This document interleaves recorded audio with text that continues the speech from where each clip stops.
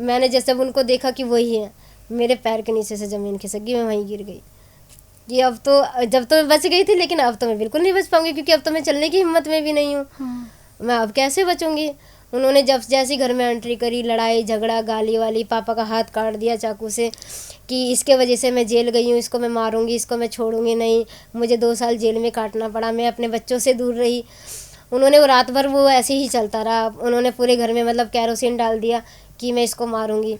तो वो आपस में लड़ रहे थे, मैं सुन रही थी, मैं रो रही थी, और मेरे पास फ़ोन भी नहीं था कि मैं किसको फ़ोन करूं। बट मैं क्या कर रही, वो आपस में लड़ रहे हैं, उनको पता नहीं, मैं ऐसे खिसड़ खिसड़ के गली से जाके एक खाली प्लॉट था वहाँ जाके छुप गई। अच्छा। हाँ, फिर धीरे धीरे पूरी रात, और गांव में तो 7 बजे आधी रात हो जाती है, सब सो जाते हैं, और वहाँ पे कुत्ते भौंक रहे हैं और गांव में चोर भी आते हैं। अब मैं कह रही अब मैं क्या करूँ, पर मैं गांव से निकल गई बाहर। तो जिन बाबा ने मुझे जगाया, जिनको मैंने जगाया था अटैक के समय पे, उनका घर है थोड़ी दूर पे, तो मैं उनके पास चली गई, ऐसी रेंगती हुई, मतलब चल नहीं पा रही थी, तो मैं ऐसे ही खिसटते खिसटते उनके घर चली गई। तो जब उनका गेट खटखटाया तो वो डर गए, क्योंकि मेरे पापा ने जो FIR करी थी, मेरी मम्मी के साथ 4 लोगों का भी नाम था। जिन्होंने मुझे बचाया था उनका भी नाम था, और जिनके साथ उनका अफेयर चल रहा था वो भी, और जो मुझे हॉस्पिटल लेकर गए थे उनके भाई का भी।